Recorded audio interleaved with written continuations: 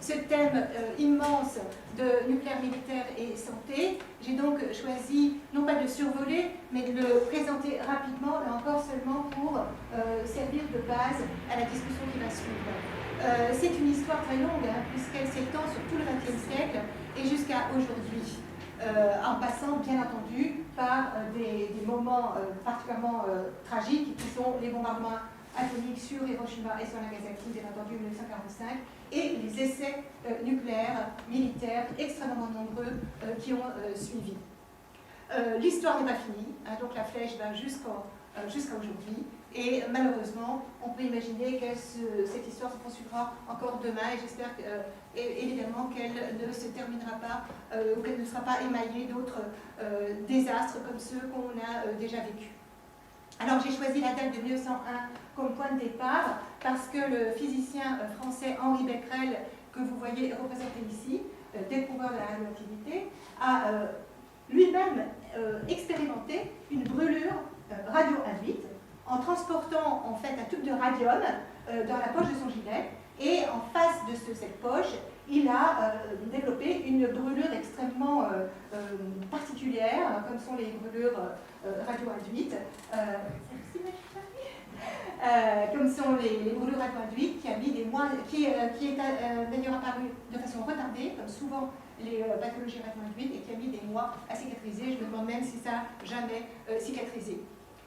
Très proche de nous, à l'autre extrémité, le docteur Ida, que vous connaissez bien, un médecin survivant du bombardement de Hiroshima. Il était médecin militaire, il avait 28 ans au moment du bombardement, et il a, je pense que nos amis japonais ici présents seront d'accord avec moi pour dire qu'il a beaucoup contribué à nous faire connaître ici la tragédie des survivants des bombardements, c'est-à-dire des Hibakusha, dont il fait partie.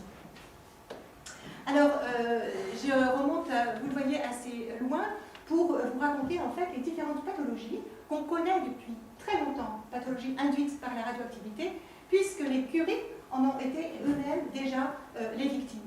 Alors, je connais ces histoires presque intimes hein, par la lecture que j'ai faite d'une biographie de Marie Curie par sa fille, leur fille, hein, puisque Pierre et Marie étaient mariés, bien entendu, par Ève Curie, leur fille cadette, qui raconte toutes ces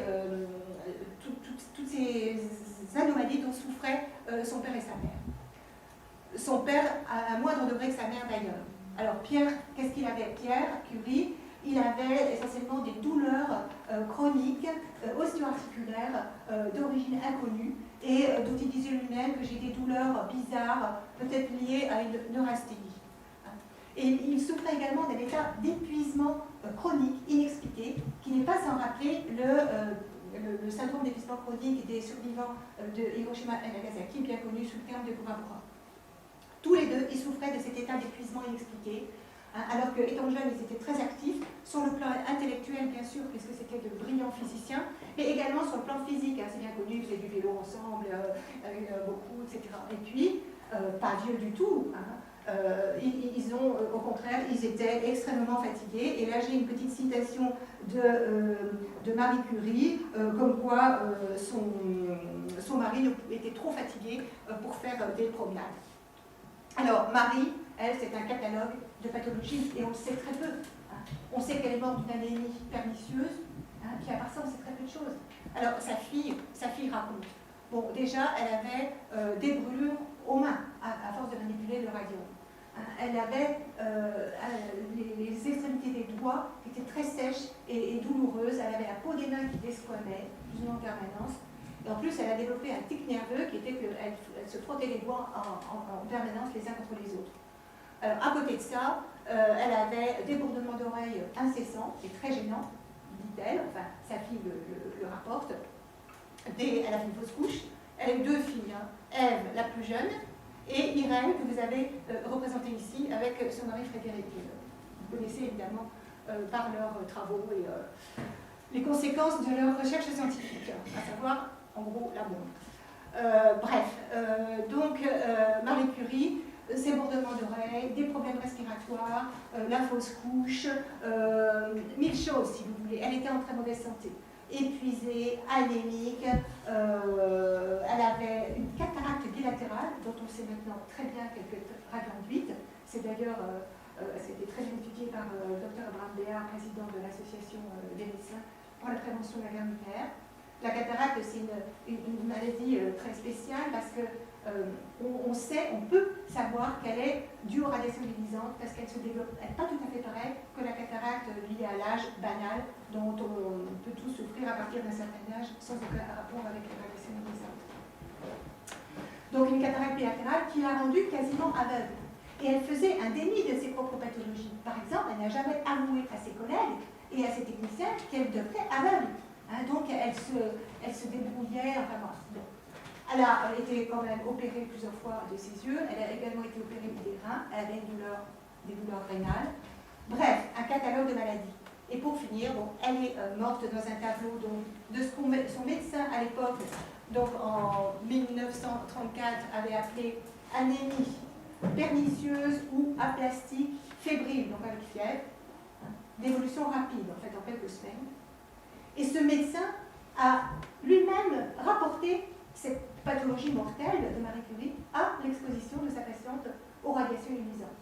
Comme quoi, il était plus sincère que beaucoup de médecins aujourd'hui. Voilà pour les parents.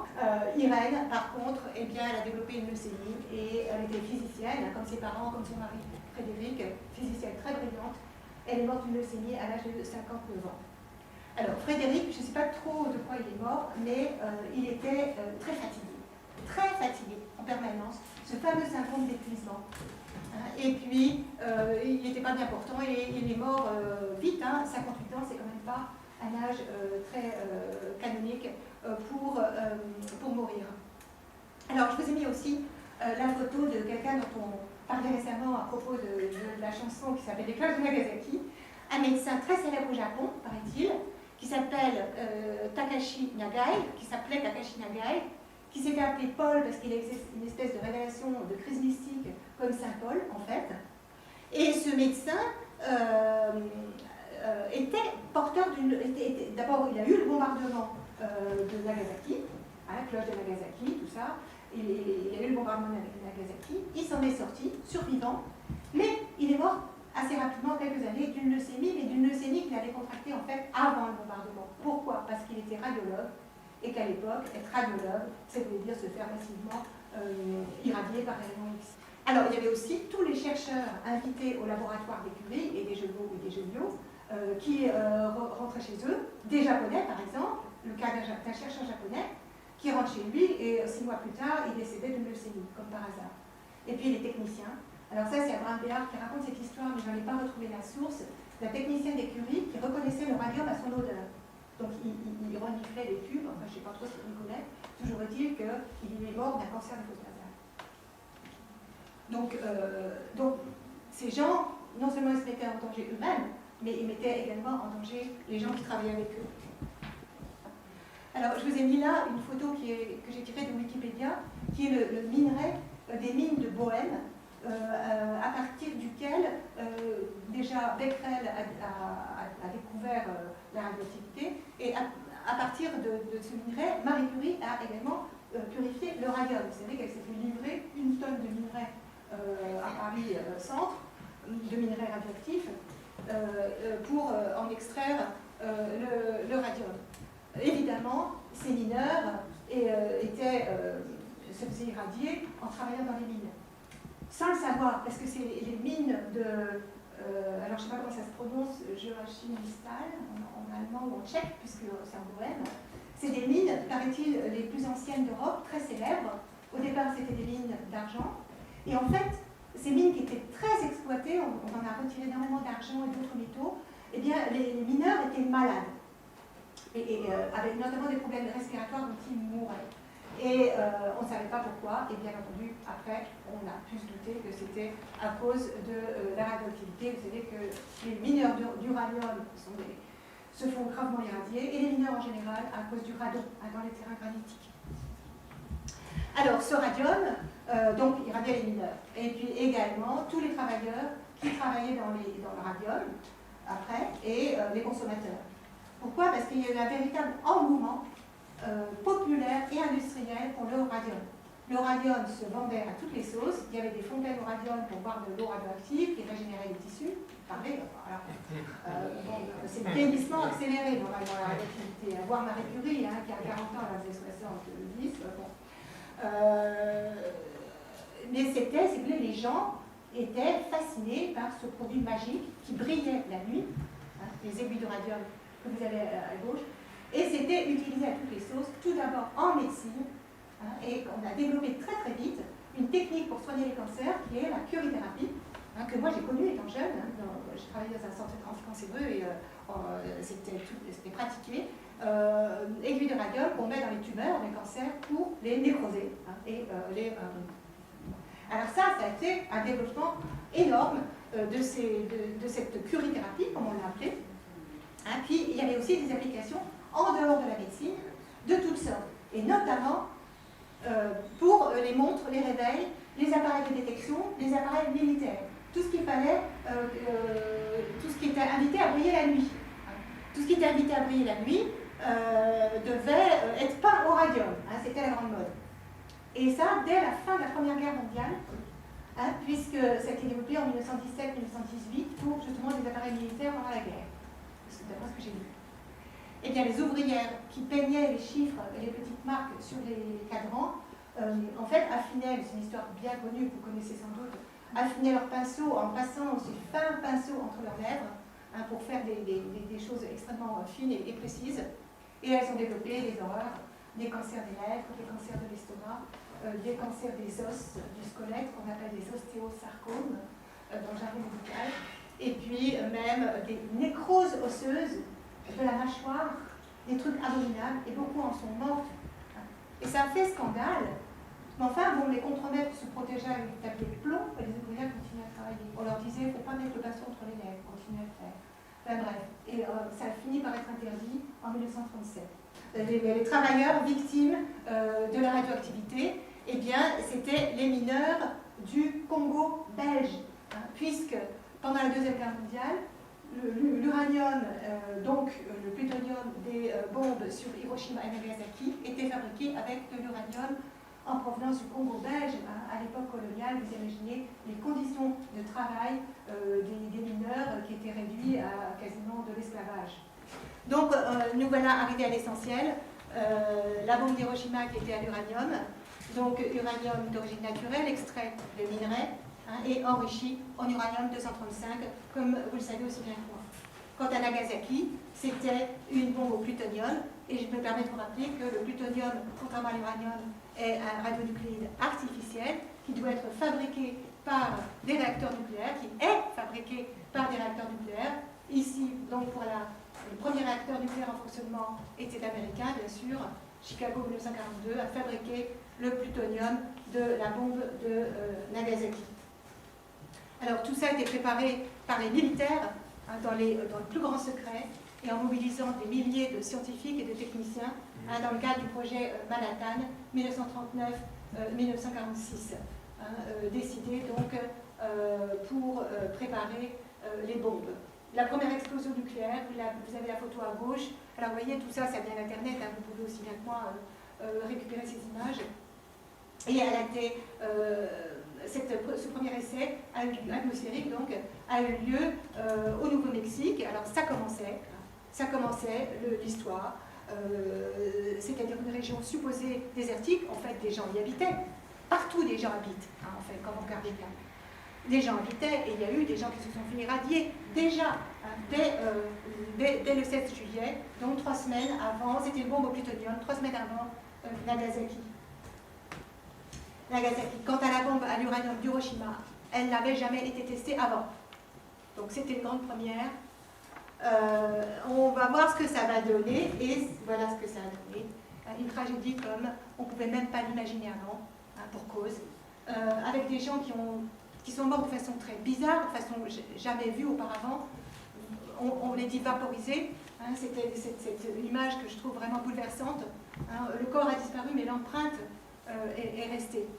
Les gens sont morts aussi carbonisés, puisque la température au sol atteignait 4000 degrés, je crois, ou bien déchiquetés à cause du souffle, hein, ou blessés par toutes sortes de projectiles. blessés à mort, bien entendu. Là, il y a aussi eu des brûlures innombrables, alors des brûlures radioactives et des brûlures liées aux incendies de la ville, qui a pris feu immédiatement, avec donc ces brûlures, je le disais à propos de Becquerel, des brûlures particulières, très longues à cicatriser, et avec des troubles de cicatrisation et ces cicatrices très inesthétiques en relief qu'on appelle des kéloïdes. Alors, et aussi bien entendu beaucoup de gens qui sont morts du syndrome d'irradiation aiguë, et je relisais là hier pour vous le témoignage du docteur Ida, donc qui a soigné ces gens atteints du syndrome d'irradiation aiguë sans savoir qu'est-ce qui se passait. La médecine est impuissante d'ailleurs, on ne pouvait rien faire du tout.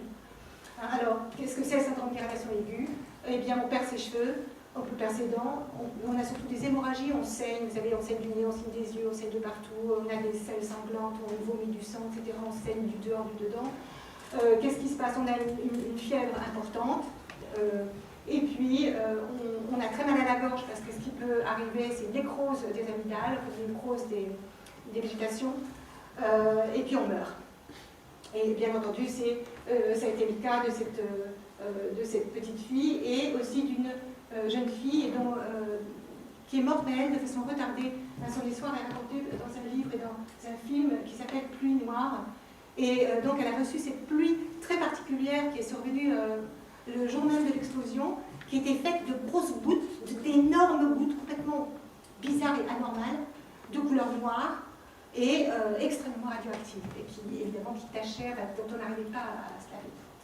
Et bien entendu, bon, il y avait le préjudice, elle est morte, elle a été très malade, elle est morte, et puis aussi il y avait le préjudice psychologique. Par exemple, cette jeune femme qui était extrêmement jolie a eu la souffrance d'être rejetée au cours des différentes demandes en mariage que son oncle et sa tante avaient fait pour elle. Alors les Américains, très vite, les médecins militaires américains, très vite, ont construit un centre qu'ils ont appelé ABCC, donc voilà, et pour, en fait, non pas soigner les survivants, mais les examiner. Alors ils faisaient des examens, des prises de sang, des examens de sel, des examens d'urine, et puis surtout des autopsies. Alors ils adoraient faire des autopsies, ils en ont fait énormément, ils ont envoyé les morceaux d'organes aux États-Unis, tout ça bien entendu en contradiction absolument flagrante et majeure avec la culture japonaise qui veut que les sépultures soient faites sans autopsie préalable. Bon, ils ont finalement été rendus en 1973.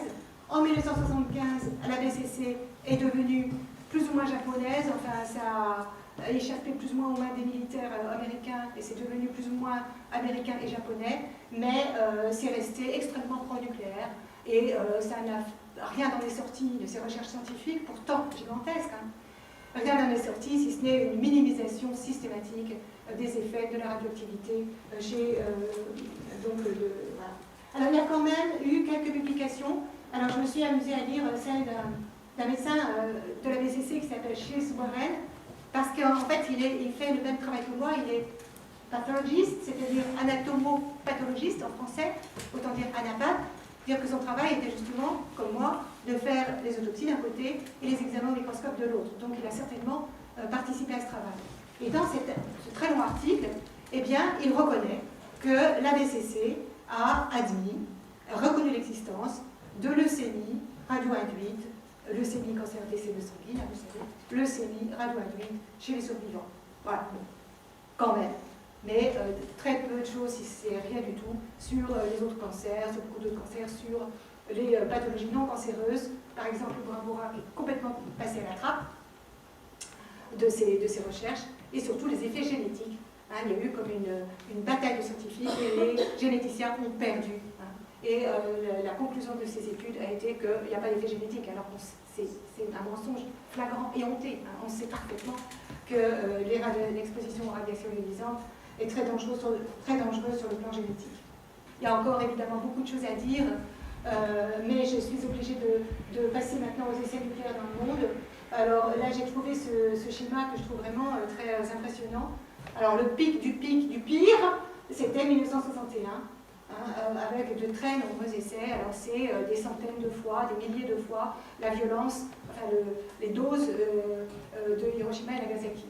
Mais dans des coins supposés être désertiques, où à chaque fois les populations en ont pris beaucoup. Voilà une représentation donc, cartographique de ces essais. Au total, environ 2400, beaucoup par les Américains, beaucoup par les Soviétiques, bien entendu, et pas mal par la France.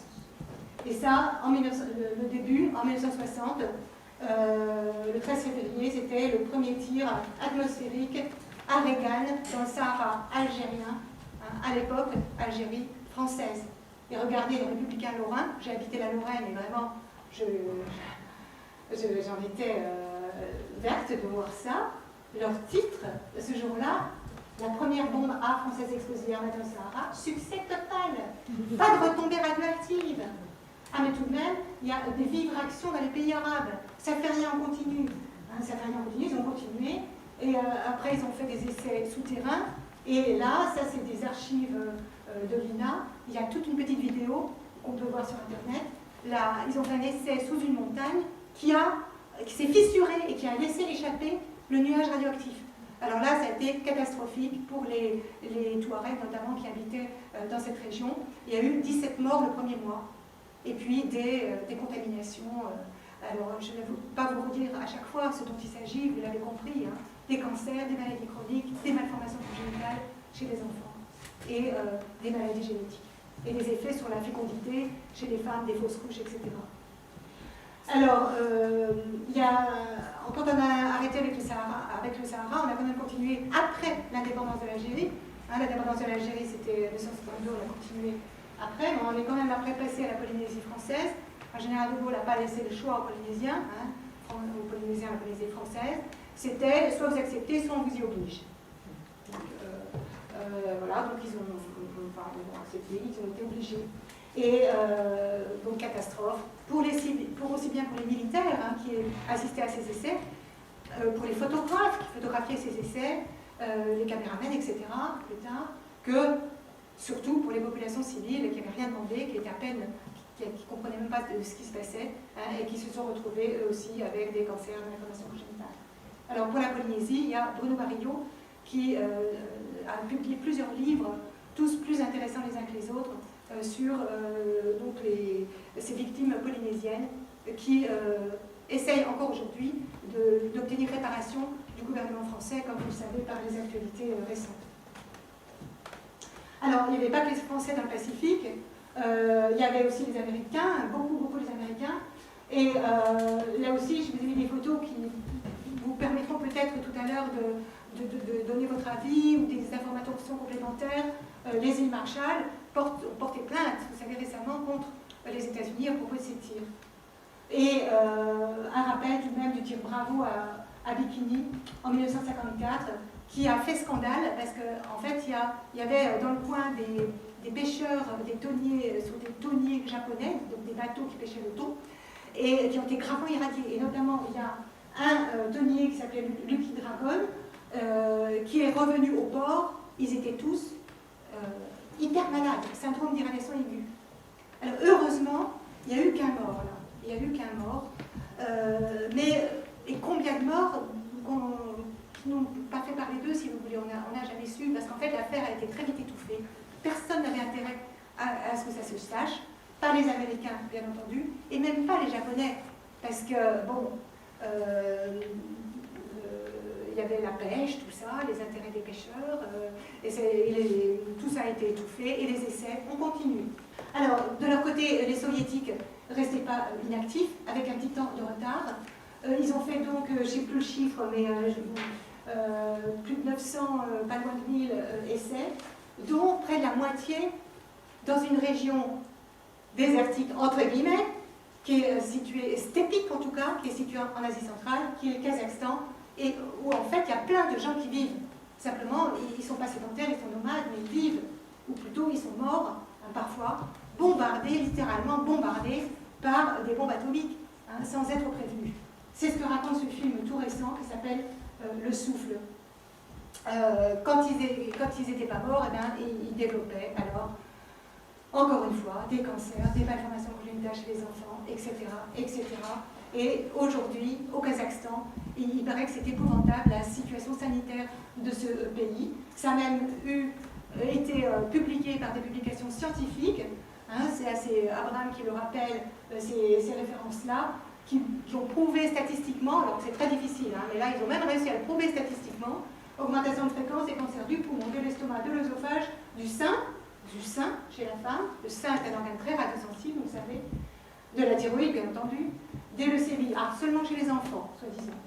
Malformation congénitale. Bon, tout ça à tel point que l'association des médecins pour la prévention de la guerre nucléaire, plutôt, ou IPPNW au niveau international, qui rassemble des milliers de médecins au niveau international, eh bien, ils ont organisé leur congrès à Astana, au Kazakhstan, en 2014. Ils en ont rapporté une foule d'informations et de témoignages tout à fait éclairants sur les retombées sanitaires actuelles de ces essais qui sont pourtant arrêtés en 1989.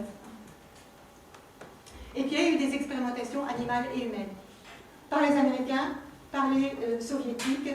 Alors les Américains injectaient du plutonium à des gens, carrément, soit des volontaires, soit des cancéreux en phase terminale, des malades en phase terminale.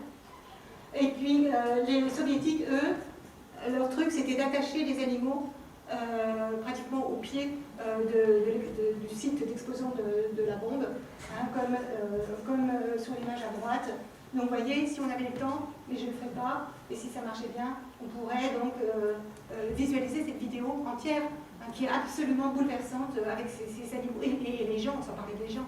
Vous allez me dire, je m'intéresse aux animaux, mais les gens, évidemment. Enfin, les gens, au moins, avaient la possibilité de s'éloigner un peu, si vous voulez, alors que les animaux étaient attachés, là, au pied, quoi. C'est vraiment monstrueux. Alors, à gauche, par contre, ces expérimentations humaines, scandaleuses comme elles peuvent paraître aujourd'hui, ont quand même donné des résultats intéressants à l'époque pour les scientifiques. Hein, c'était en fait en vue de la guerre nucléaire. C'était comment on peut faire mourir les gens au plutonium, quoi, au plus économique. Voilà. Alors il y a quand même cette image spectaculaire. Alors là c'est pareil, j'ai lu 70 pages assez ennuyeuses en anglais sur ces expérimentations, mais il y a cette image que je trouve que j'ai voulu partager avec vous parce que je la trouve incroyable. C'est une image prise au microscope, donc mon métier, en autoradiographie, avec chez un chien qui avait une double injection de radium et de plutonium. Et en fait, on voit en noir le plutonium et en gris le radium.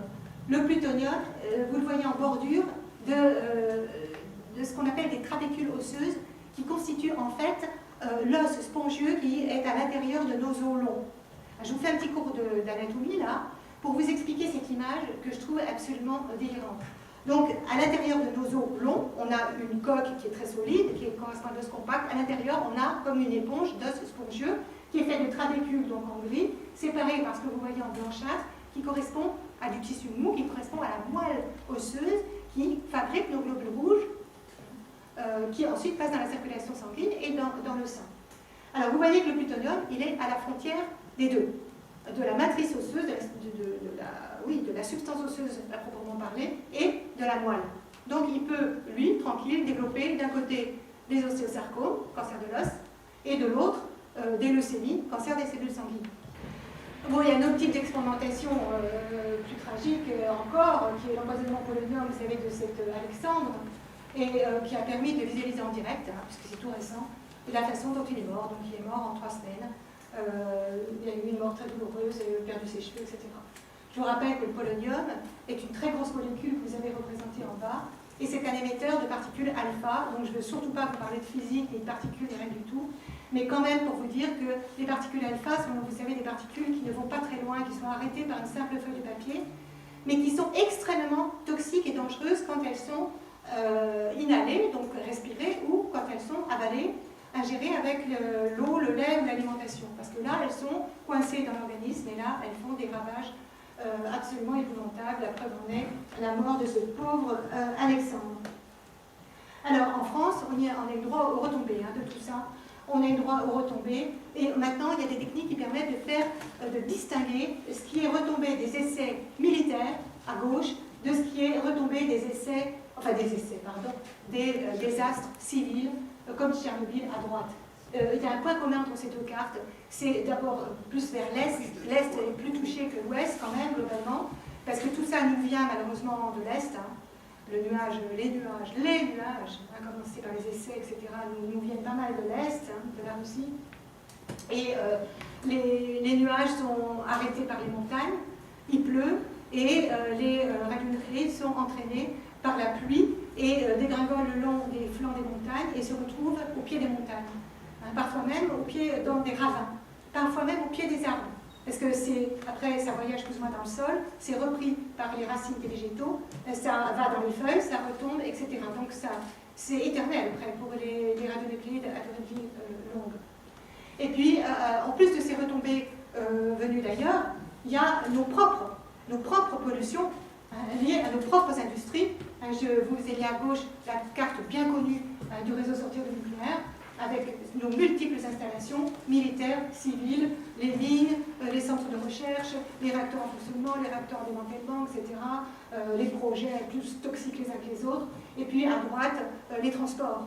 Vous savez qu'on a plein de trains qui circulent, et même peut-être des camions, des bateaux, c'est sûr, qui nous font courir également un énorme danger de radioactivité, sans parler des agents de la SNCF qui se trouvent juste à côté. Alors j'ai fait quelques grossissements sur le plan militaire, sur l'île Longue, hein, parce que c'est un haut lieu à cause des sous-marins nucléaires, et puis tout à fait en bas, de nouveau les sous-marins à Toulon.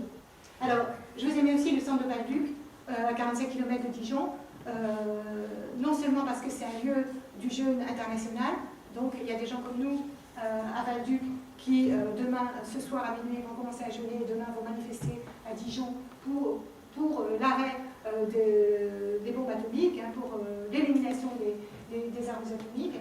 Et puis ce centre, il est particulièrement connu pour sa contamination particulièrement énorme par le tritium.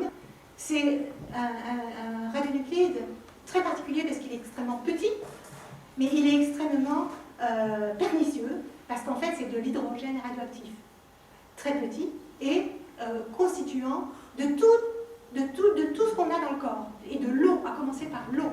L'eau, H2O, contient de H, et c'est l'hydrogène, H2O, l'eau contient de l'hydrogène. Quand l'hydrogène est remplacé par du tritium, ça fait ce qu'on appelle de l'eau tritiée, autant dire, malgré son joli nom, de l'eau radioactive. Et ces problèmes, les nappes phréatiques, etc., seraient contaminés au tritium dans la région. Puis après, ça va partout dans le corps, parce que l'hydrogène, on en a partout, et jusque dans les molécules d'ADN. Alors, bon, je vous ai mis cette diapositive pour rappeler ce que je répète tout le temps, c'est qu'aucune dose de radiation ionisante n'est inoffensive. Maintenant, tout le monde l'admet, il n'y a pas d'effet seuil. Hein, le risque, évidemment, est moindre à faible dose, mais il existe la seule dose safe, c'est la dose 0. Hein, et ça, il faut bien se le rappeler, sachant qu'on a une radioactivité naturelle qui est très faible, qui est inévitable, bien entendu, hein, et qui est variable selon les régions. Même en France, notre radioactivité naturelle est plus élevée dans les régions granitiques, comme le Limousin, la Bretagne, la Corse, que dans l'Île-de-France, par exemple. Alors, en ce qui concerne les cancers, je vous ai mis les images de 3 cancers qui sont très bien connus, parce que ce sont les premiers à apparaître.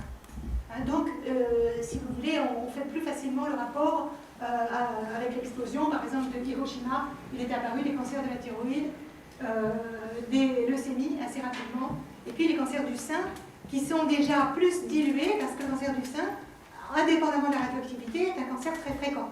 Et donc, ça se voit déjà moins. Par contre, le cancer de la thyroïde est un cancer très rare chez l'adulte, et surtout chez l'enfant. Alors, quand un enfant fait un cancer de la thyroïde, là, c'est une forte présomption qu'il y a un problème de pollution, si vous voulez. Et bien souvent, c'est un problème de radioactivité. En tout cas, ce phénomène que les cancers sont d'apparition retardée, eh bien sûr, ça permet aux institutions qui nous gouvernent et qui sont, comme vous le savez, fortement pro-nucléaires, à nier ces effets, tout simplement. Il les nie. Hein. Il les nie, et la loi Morin, qui est censée indemniser les vétérans des essais, parle de risques négligeables. Il y a la notion d'effets socialement acceptables, qui est en train de nous être imposée par les autorités pro-nucléaires, hein, alors que Est-ce acceptable un cancer de la thyroïde, une leucémie, un cancer du sein lié aux radiations? C'est absolument inacceptable. Rien ne peut faire accepter ça, un risque pareil. Et c'est absolument monstrueux d'essayer de faire croire aux gens que il faut l'accepter parce que c'est comme ça et on ne peut pas faire autrement. Bien sûr que si on peut faire autrement, mais ça ce serait tout un autre débat. Alors qu'en est-il aujourd'hui? Alors là j'arrive un peu sur les domaines d'armes nucléaires stop et observateurs des armements. Qu'en est-il aujourd'hui? Il n'y a pas loin, je crois, de 16 000 armes nucléaires dans le monde. Alors le nombre d'armes a diminué depuis la guerre froide de façon considérable. Par contre, le nombre d'États qui les possèdent a augmenté. On est passé de 5 membres du Conseil de sécurité à 9. C'est quand même embêtant, même si, là ça en rose tout pâle, vous ne pouvez pas lire, mais je vais le dire pour vous, que certains États ont renoncé volontairement à l'arme nucléaire, comme la Suède par exemple. L'Afrique du Sud également. Et bon. Par contre, il y a l'Inde, le Pakistan, Israël, qui n'a toujours pas avoué, je ne sais pas, enfin... Bon, là, je dépasse mon domaine et je risque de dire des bêtises, donc je passe à la diapositive suivante. En tout cas, beaucoup de pays nucléarisés n'augmentent pas forcément leur nombre d'armes nucléaires, mais les modernisent. On n'est pas les derniers. Alors, bon, la guerre nucléaire totale, c'est le syndrome chinois, vous savez, le film avec Jane Fonda, tout ça. Bon, ce serait l'apocalypse. Peut-être qu'on y échappera. Par contre, ce qui est probable, enfin possible, ce qui est absolument pas impossible, c'est une guerre régionale entre l'Inde et le Pakistan ou bien le Moyen-Orient. Tout le monde a peur, paraît-il. Et là, je me retourne vers nos amis très bien informés, beaucoup mieux que moi. Tout le monde, il paraît que le monde entier a peur d'Israël. Qu'Israël affiche une bombe atomique sur les Anges, je ne sais où. Ce qui créerait donc une guerre régionale, mais dont des chercheurs comme Alan Robock, dont j'ai repris la bonne tête là à gauche, a démontré que les conséquences seraient planétaires. Pourquoi? Parce que qui dit bombe dit incendie, comme à Hiroshima, cendre suit, donc un énorme nuage qui cache le soleil, obscurité, froid, donc là on parle un peu de crise climatique, ça redescendrait, radioactif, tout est radioactif, donc les récoltes, évidemment les plantes, les récoltes n'aiment pas, il y a une crise économique et des famines, et dont les premières victimes seraient les populations malnutries actuellement, c'est-à-dire l'Afrique, l'Amérique du Sud, indépendamment même des populations initialement irradiées au départ, qui bien sûr seraient les plus touchées. Mais le phénomène serait mondial. Alors quant aux déchets, je terminerai là-dessus. Les déchets, vous savez qu'il n'y a pas de solution, surtout pas l'enfouissement, et il y a des militants qui sont en train de se battre à Bure là, contre le projet d'enfouissement, et sûrement pas le retraitement, comme on fait à La Hague, en France, on est à peu près les seuls à le faire dans le monde, mais comme on fait à La Hague, qui est une espèce de recyclage du plutonium militaire en MOX, qui est censé être civil, puisque c'est un combustible pour les centrales nucléaires. Ce n'est pas une solution, évidemment, ça fait qu'aggraver les choses.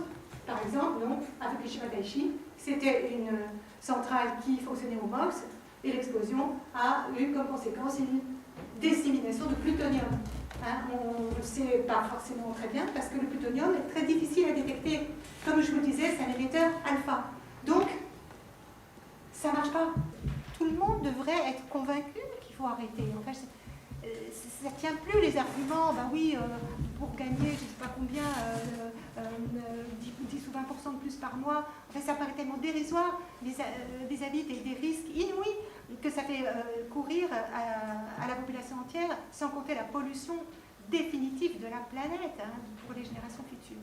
Et donc, une augmentation des maladies génétiques chez nos enfants, chez nos petits-enfants, et déclin intellectuel.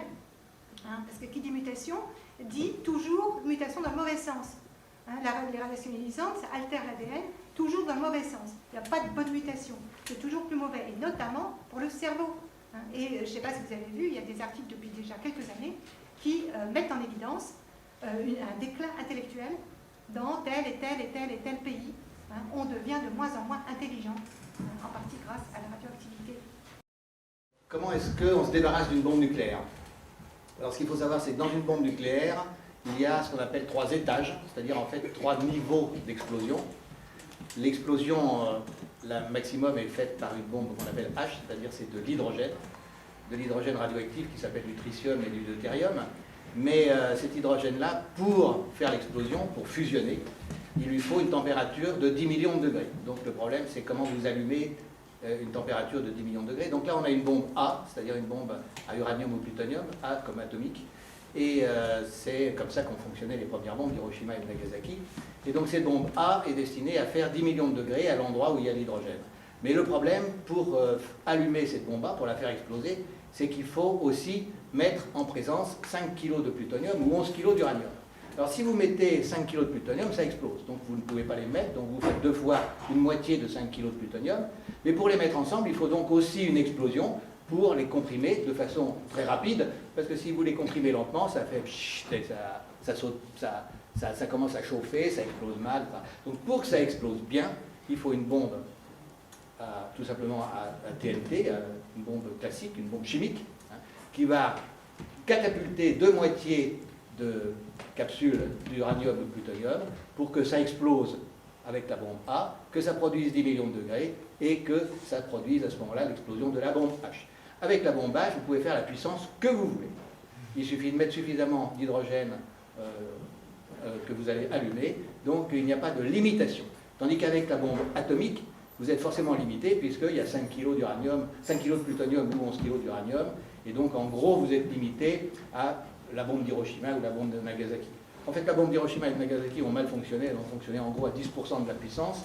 Mais le problème, c'est que ça ne peut pas fonctionner à 100% de la puissance, parce que quand ça commence à exploser, ça explose, et donc vous n'avez plus la masse critique qui fait que l'explosion est possible. Donc voilà comment fonctionne une bombe nucléaire. Donc maintenant, il s'agit de démonter une bombe nucléaire, donc il faut enlever la partie chimique, qui, bon ça c'est relativement simple, c'est du TNT en gros, hein, de la chimie. Donc ça, on sait démonter les bombes classiques. Donc ça, on sait faire. Ensuite, il faut récupérer le plutonium et l'uranium et le mettre dans un endroit sécurisé pour que jamais on atteigne les 5 kg. Les Japonais ont eu un ennui dans un stockage de plutonium où, à un moment dans la piscine, il y a eu un regroupement de plutonium et la piscine a explosé, mal évidemment, parce que ça s'est tout de suite disloqué. Mais donc, il y a un problème avec le plutonium et l'uranium enrichi de ne pas dépasser la zone, la masse critique, ce qu'on appelle la masse critique. Donc là, vous le stockez, on en a plein à La Hague, on a des tonnes et des tonnes de plutonium qui sont stockés dans des piscines, mais ce n'est pas exactement le plutonium qu'on utilise dans les bombes, c'est un mélange de plutonium, mais qu'importe, ça revient pratiquement au même au niveau de la dangerosité d'explosion.